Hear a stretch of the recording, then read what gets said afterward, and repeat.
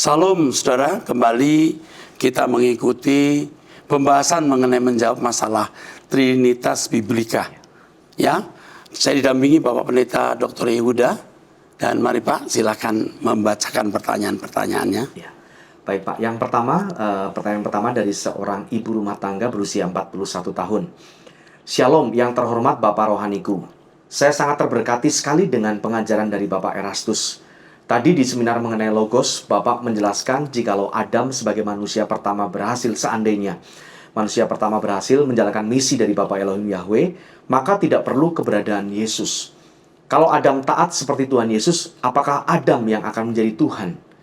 Dan bukankah keberadaan Yesus sudah ada sebelum dunia dijadikan, seperti di Perjanjian Lama, misalnya kitab Kejadian 1 ayat 26. Yang dimaksud dengan kita itu siapa ya Pak?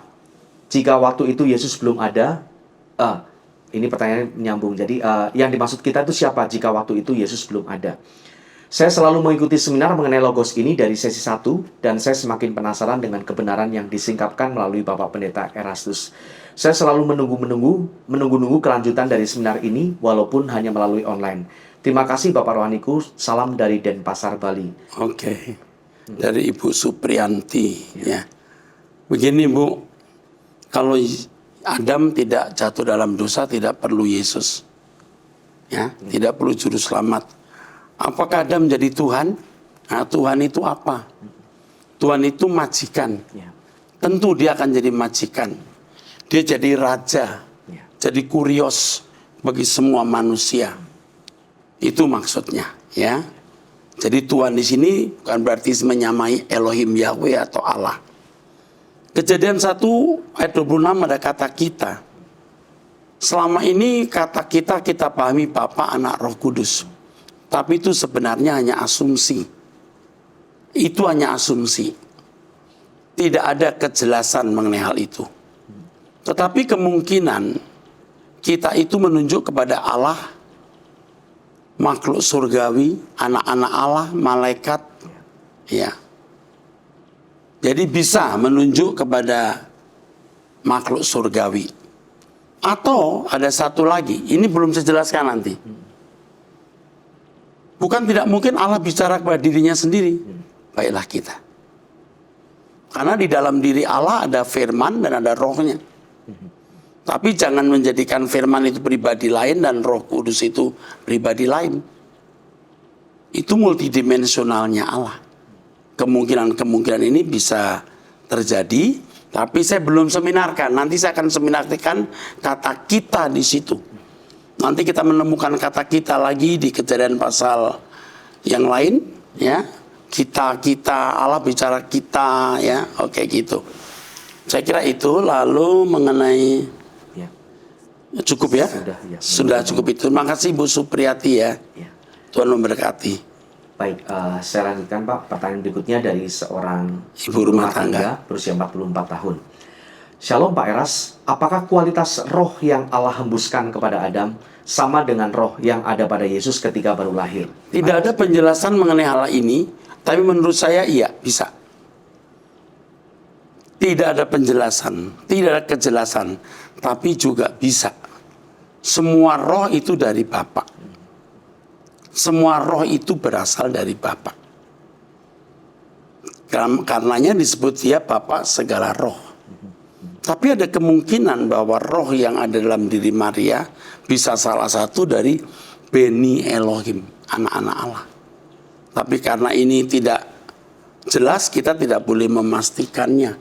Yang penting waktu Yesus lahir, dia 100% disamakan dengan kita. Oke, makasih. Baik Pak, yang berikutnya dari seorang pria berusia 49 tahun di Medan. Setelah mengikuti seminar Logos keempat, pada bagian terakhir Pak Eras mengatakan bahwa Tuhan Yesus setelah ia lulus, dia menjadi Tuhan, menjadi Elohim. Saya mau bertanya Pak, apakah sebelum Tuhan Yesus lulus, ia bukan Tuhan atau belum menjadi Tuhan? Tidak dijadikan Tuhan, belum dijadikan Elohim, walaupun dia anak Elohim. Anak Elohim, maaf ya, kalau bapaknya King Kong, anaknya kan King Kong. Kalau bapaknya Dolphin, anaknya Dolphin. Ini bapaknya Elohim, anaknya juga Elohim. Tetapi Yesus mengosongkan diri, Ya. menyamakan diri dengan manusia lain untuk menjadi hamba guna menyelamatkan manusia. Yang dalam segala hal disamakan dengan manusia. Setelah dia lulus, faktanya segala kuasa di surga dan di bumi diberikan padanya. Faktanya di Kisah Rasul dikatakan, Yesus yang kamu salibkan dijadikan Tuhan oleh Allah Bapa. Jadi dia harus bangkit, menang, taat sampai mati baru lulus. Dijadikan Elohim itu artinya hakim. Artinya penguasa. Jadi penghakiman diserahkan ke tangan Yesus. Dan segala kuasa di surga dan bumi diserahkan pada Yesus setelah kebangkitannya.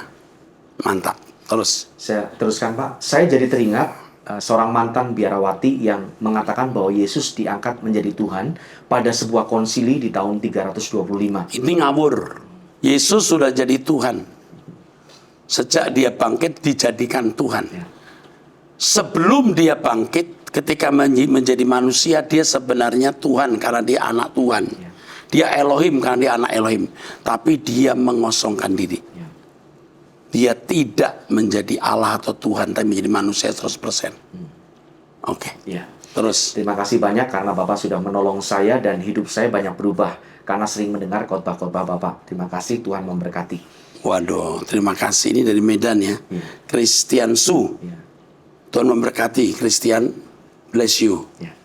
Oke. Baik, selanjutnya Pak dari seorang pria yang berstatus sebagai pelajar atau mahasiswa. Ya. Shalom Pak, izin bertanya. Apakah Bapak setuju dengan pernyataan bahwa Yesus dilahirkan tanpa natur dosa? Dan oleh karenanya ia dilahirkan tanpa melalui proses fertilisasi. Oke. Dia dilahirkan tanpa natur dosa, amin. Proses fertilisasi yang bagaimana maksudnya ini? Karena Yesus melalui proses kelahiran reproduksi seperti manusia dalam rahim. Hanya rahasianya aseksual, itu supranaturalnya. Tanpa hubungan pria wanita. Dalam penjelasan saya mengenai kelahiran Yesus, kemungkinan zigot dari Allah. Ya. Maksud saya sel pria dari Allah, sel telur dari Maria bertemu. Ya. Kemungkinan itu. Atau zigot dan ovum dari Allah dijadikan satu. Sperma dan ovum jadi zigot, sudah jadi zigot, dimasukkan. Jadi ada beberapa kemungkinan. Tapi kemungkinan yang bisa orang tawarkan atau tampilkan bahwa sperma benih laki, sel pria dari Allah, sel telur ovum dari wanita. Tapi saya nggak setuju yang ini. Saya lebih setuju bahwa memang baik sperma, ovum menjadi zigot itu dari Allah. Atau Allah sudah memberikan zigot langsung kepada rahim Maria. Jadi tidak ada unsur manusia di situ. Tapi ini misteri ya. Oke, teruskan. Iya, jika demikian maksudnya dilahirkan tanpa natur dosa, sudah sejak semula Yesus memiliki natur ilahi. Sehingga bagaimana kita atau manusia yang bernatur dosa sejak lahir bisa meneladani Yesus yang tidak bernatur dosa sejak lahir. Dengan kata lain, Yesus dibantu dengan keberadaannya yang tidak bernatur dosa untuk menjalankan tugasnya. Bagaimana tanggapan Bapak dengan hal ini? Apa sih natur dosa itu dan apa natur ilahi itu? Yang saya pahami natur ilahi itu adalah natur dari moralitas kesucian. Jadi bicara mengenai keilahian, jangan hanya dikaitkan dengan supranatural kuasanya, tapi moralitas kesucian. Yesus ketika dilahirkan tanpa natur dosa, tapi dia belum sempurna mengenakan natur ilahi. Dia harus bertumbuh terus sampai sempurna. Oh, pantesan dia tidak berbuat dosa. Oh ya, dia tidak melakukan yang namanya original sin, dosa asal. Yaitu untuk menyamai Allah. Itu bedanya dengan Adam. Adam mau seperti Allah. Sehingga melahirkan banyak dosa-dosa pribadi. Personal sin. Dosa-dosa pribadi. Jadi itulah jawabannya. Jadi pantas dia tidak berbuat dosa. Oh bukan, dia bisa melanggar apa namanya original sin-nya, bisa. Tapi dia memilih taat sampai mati dan menundukkan diri kepada Allah. Maka dia mencapai itu kesempurnaan moralitas kesucian Allah. Jelas nggak ya? Oke, teruskan. Baik, berikutnya dari seorang perempuan berusia 55 tahun menikah seorang guru SLB. Ya. Shalom Pak Erastus, bagaimana membedakan dalam setiap ayat firman Tuhan di Perjanjian Baru bahwa ayat itu sedang menunjuk pada Elohim Yahweh atau menunjuk pada Elohim yang berarti Tuhan Yesus? Karena dalam bahasa Indonesia terjemahan terdapat kata Bapa, Tuhan, Allah yang sesekali muncul Tuhan itu sepertinya menunjuk pada Elohim Yahweh dan pribadi Elohim yang artinya Tuhan Yesus. Pertanyaan lain, kata ganti Yesus ditulis dengan tanda petiknya.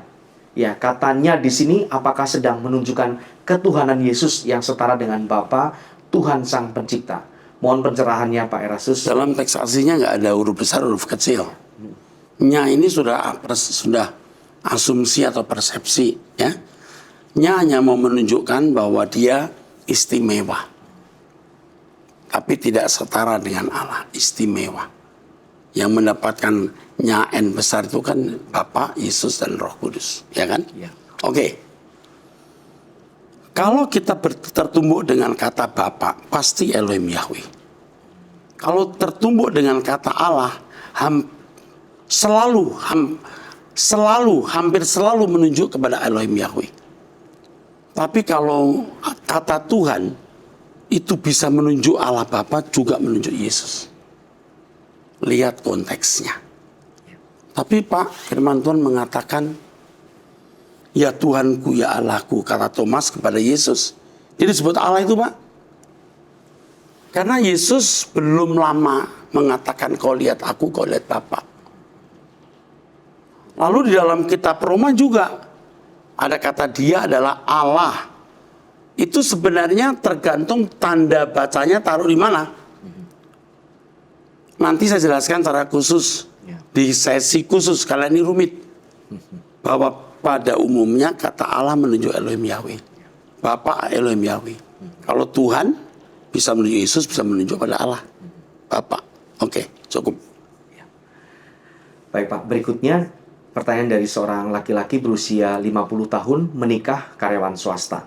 Pertanyaan dari Kolose pasal 1 ayat 15 sampai 18. Iya. Ya, saya bacakan Pak. Ia adalah gambar Allah yang tidak kelihatan, yang sulung lebih utama dari segala yang diciptakan, karena di dalam dialah telah diciptakan segala sesuatu yang ada di sorga dan yang ada di bumi, yang kelihatan dan yang tidak kelihatan, baik singgasana maupun kerajaan, baik pemerintah maupun penguasa.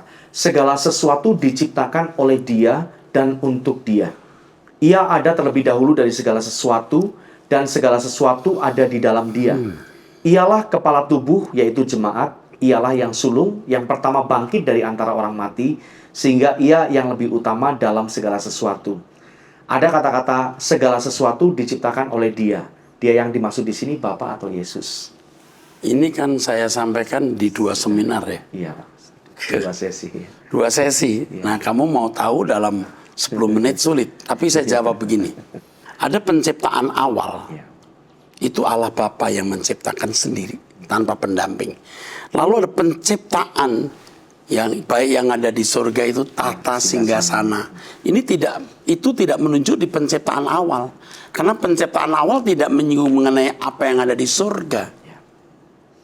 Penciptaan awal itu langit dan bumi. Langit juga bintang, matahari, boleh.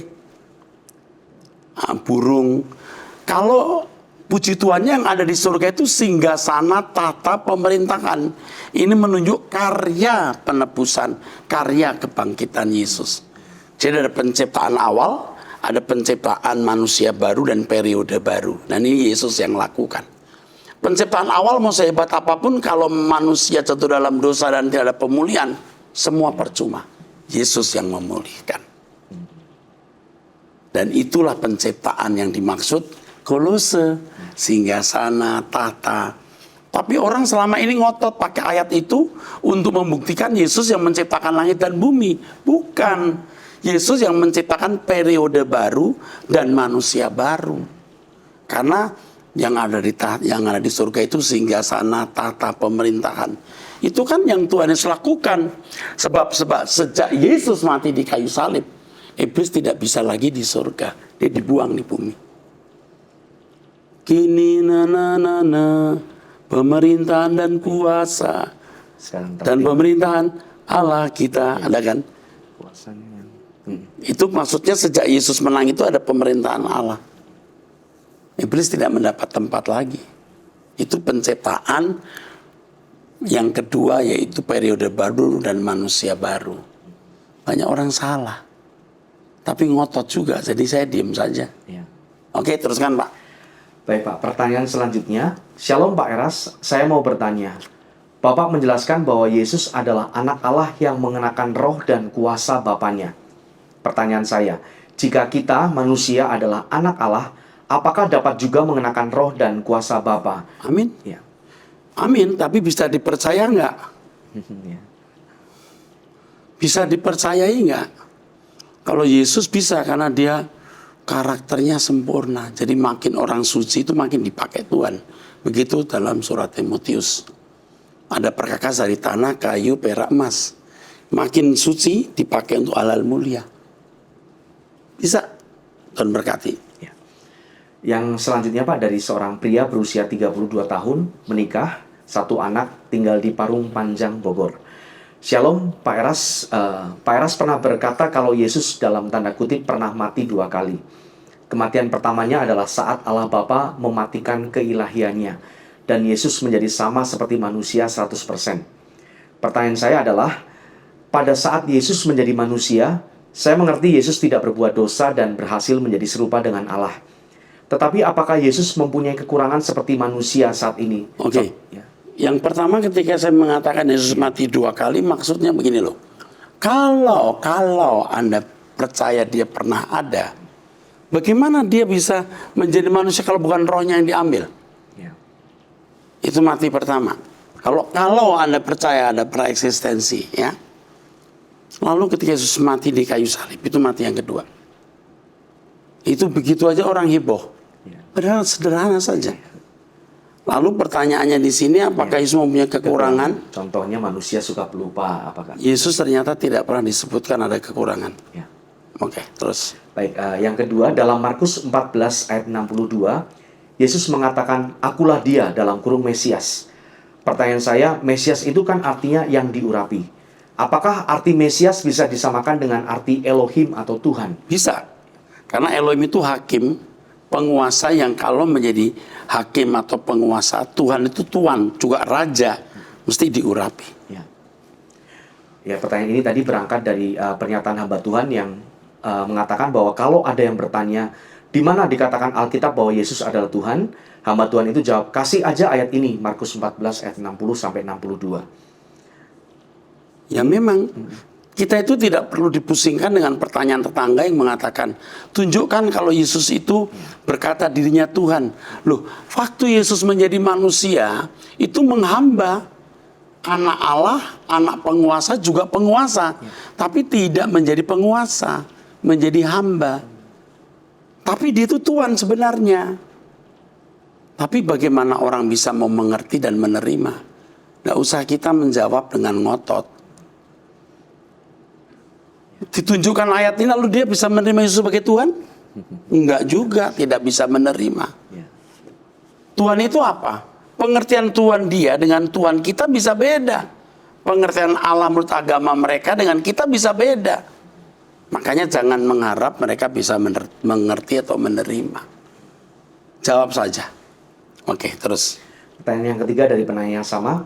Kemudian jika Mesias itu benar bisa disebut sebagai Elohim, berarti Yesus pada saat menjadi manusia, apakah ia sadar dan tahu bahwa ia adalah Allah anak?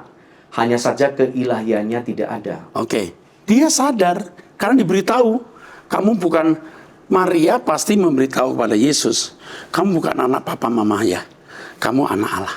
Pasti. Hanya saja keilahiannya tidak ada.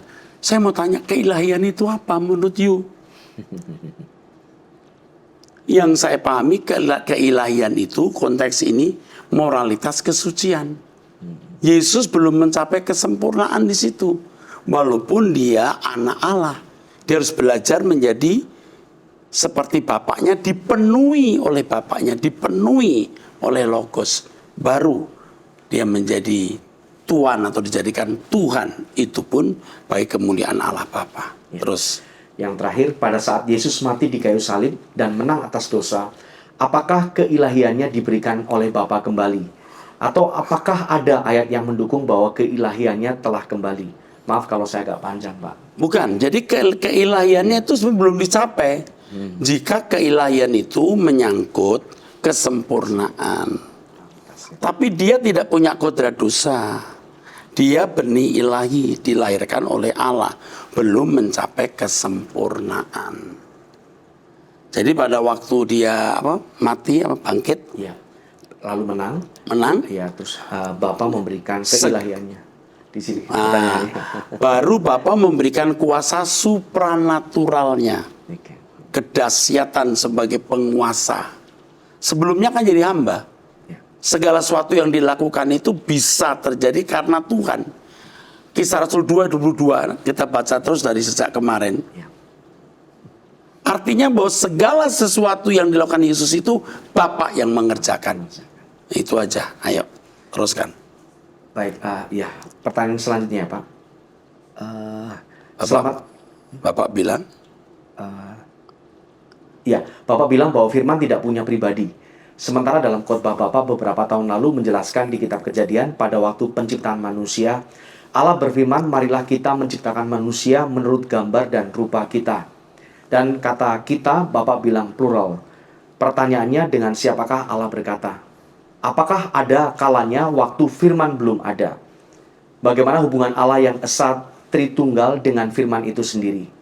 Analisa menurut penanya, jangan-jangan logos Allah yang transenden Bapak samakan dengan logos manusia yang dibatasi ruang dan waktu. Terima kasih Pak Pendeta, Tuhan berkati. tidak ada logos yang dibatasi ruang dan waktu. Logos itu adalah firman-Nya Allah, inherent, menyatu dengan Allah. Waktu saya khotbah dulu, saya masih seorang Trinitarian. Jadi waktu itu saya salah menurut saya. Tetapi apakah itu membuat seseorang masuk neraka karena kesalahan itu? Tentu tidak. Tidak, saya sudah katakan berulang-ulang.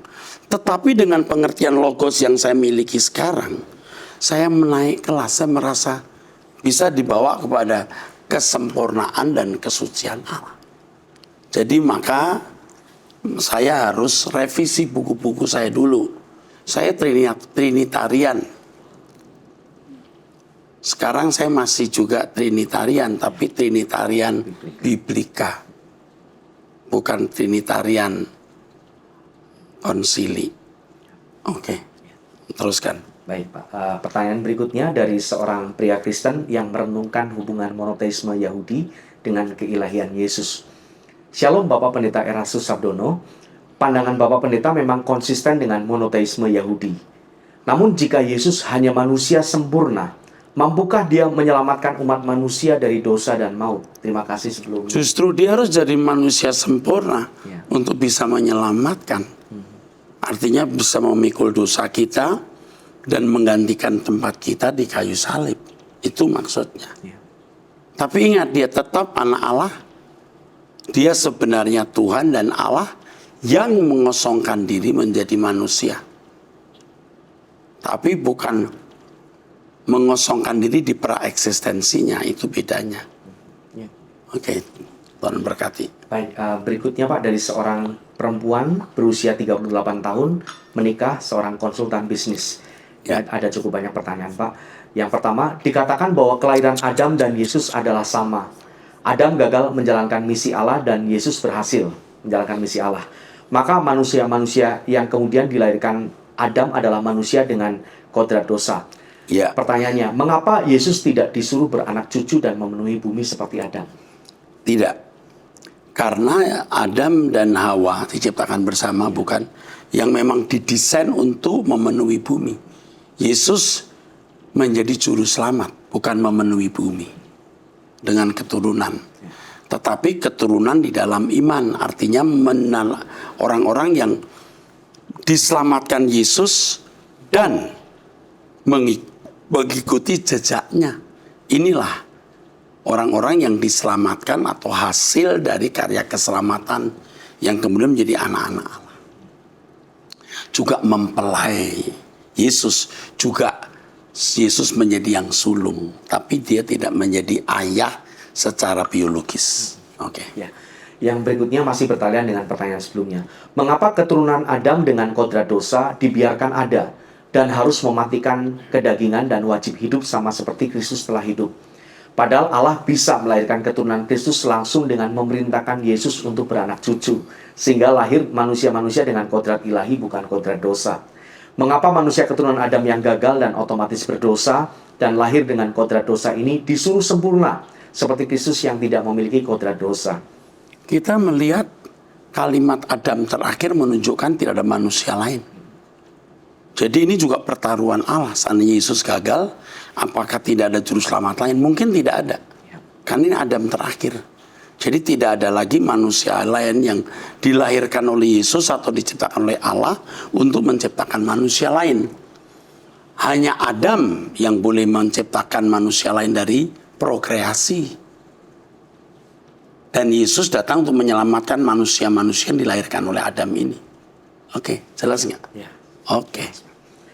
Pertanyaan berikutnya, jika Yesus lahir sebagai manusia biasa dan Yesus belajar, logikanya Yesus pernah berbuat dosa saat masih kecil. Ini premis penanya ya Pak. Iya.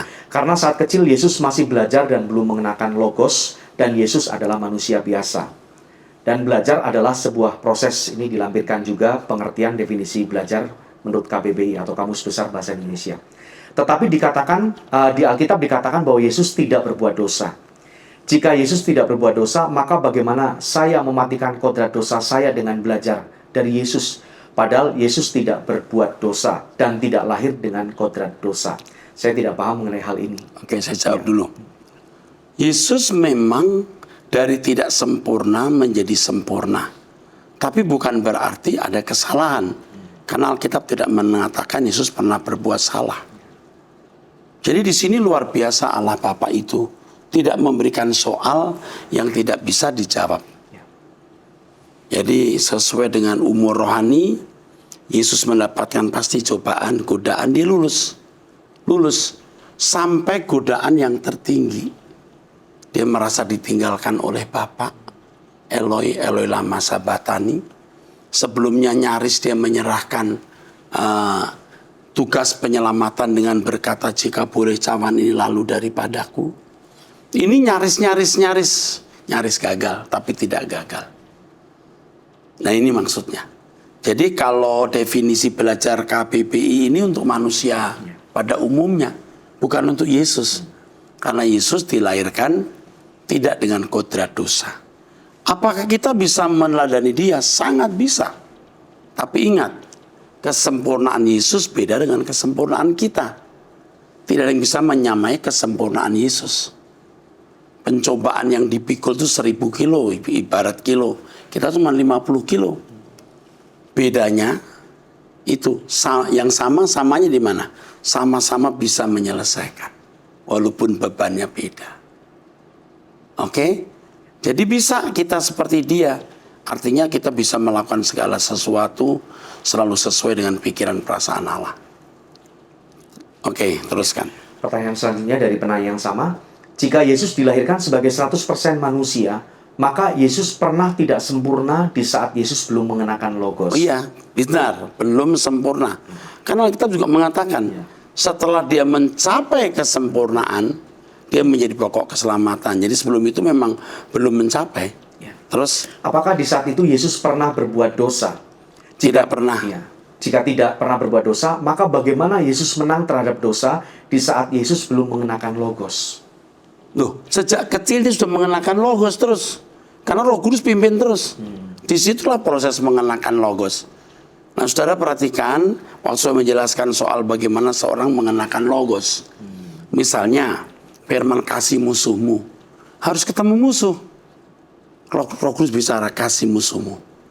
kita rasanya mau marah, tapi harus menyangkal diri. Kalau kita tunduk, kita menyatu dengan logos itu. Suara gitu kita turuti, kita berperasaan seperti logos, seperti Allah. Terus. Bagaimana Yesus dapat dikatakan 100% manusia sama seperti kita, padahal Yesus dilahirkan langsung dari Allah sama seperti Adam, di mana mereka sama-sama tidak memiliki kodrat dosa pada awalnya, sehingga tidak otomatis berbuat dosa. Sedangkan saya lahir saja sudah otomatis berdosa karena kodrat dosa. Ya, jadi ketika dikatakan Yesus dalam segala hal sama dengan manusia, itu pasti manusia pertama. Ya. Adam. Adam jatuh, Yesus tidak. Nah, ini yang menjadi teladan contoh kita. Seandainya Adam tidak jatuh dalam dosa, kita contoh Adam. Karena Adam jatuh dalam dosa tidak bisa jadi contoh. Yesus yang jadi contoh. Apa kita bisa menyamai Yesus? Tidak bisa. Untuk kesempurnaan keberadaannya. Tetapi ada kesamaan bisa kita capai. Selalu melakukan segala sesuatu sesuai dengan kehendak Bapa. Ingat, beban dan persoalan yang dihadapi Yesus beda dengan kita. Yesus lulus, kita juga lulus. Tapi loadnya, bebannya beda. Oke.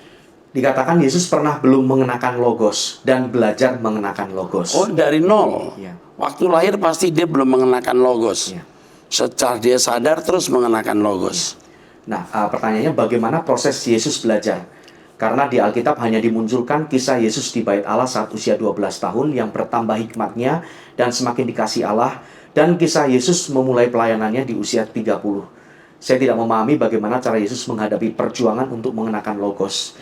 Dan apa saja yang Yesus lakukan untuk menang di saat Yesus belum mencapai kesempurnaan itu. Jadi kita ya tahu hasilnya. Ketika Roh Kudus dituangkan dan suara ini anakku yang kukasih, kepadanya aku berkenan, Yesus lulus. Bagaimana kita bisa mencontoh dia? Bagaimana bisa tahu? Bisa. Karena Roh Kudus di dalam diri kita. Makanya orang harus bertemu dengan Roh Kudus. Orang harus berdoa. Orang harus baca Alkitab. Di situ dia akan diberi pengertian. Karena Pak Yehuda dengan saya beda. Pak Yanto beda dengan yang lain. Ini ada berapa orang di sini. Beda masing-masing kita. Roh Kudus akan bicara sesuai dengan karakteristik dan kepribadian masing-masing. Untuk menjadi manusia sesuai dengan yang Allah kehendaki. Oke. Masih pertanyaan terakhir dari penanya yang sama. Ya.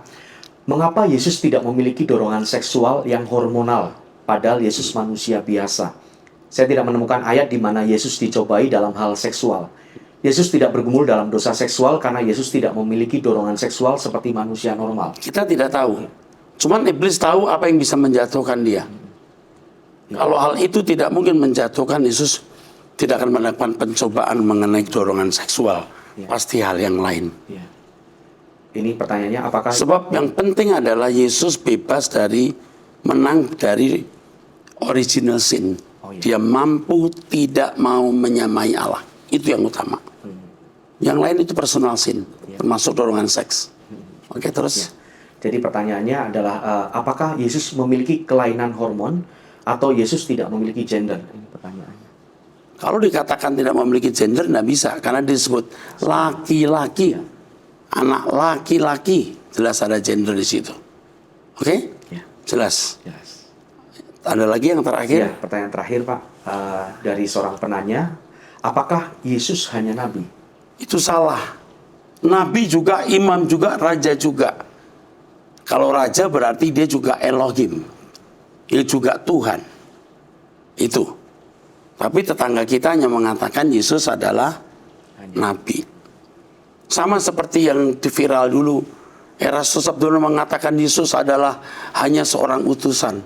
Saya tidak pernah mengatakan itu. Yesus adalah utusan. Tapi bukan satu-satunya. Nah, ini orang suka putar balik. Juga ada orang-orang yang menjelaskan Alkitab dari sudut gramatika, bahasa Yunani. Lalu menafsirkan apa yang saya jelaskan. Saya menjelaskan kepada jemaat awam supaya sesederhana mungkin. Sedangkan mereka menjelaskan dari teknik-teknik gramatika linguistik untuk kelas teologi. Ya, tentu nggak sama persis. Bukan saya tidak tahu, saya dosen bahasa Yunani dulu. Jadi saya mengerti, tapi saya harus menjelaskan sesederhana mungkin. Yang penting tercapai maksud dari penjelasan saya itu. Jadi saya tergoda juga sebenarnya mau menjelaskan lagi dari segi linguistiknya, teknik-teknik gramatikanya. Tapi percuma juga kalau orang jadi pusing. Yang penting tahu intinya. Oke, sampai di sini episode ini, episode yang keempat. Sampai bertemu di episode yang kelima. Tuhan berkati.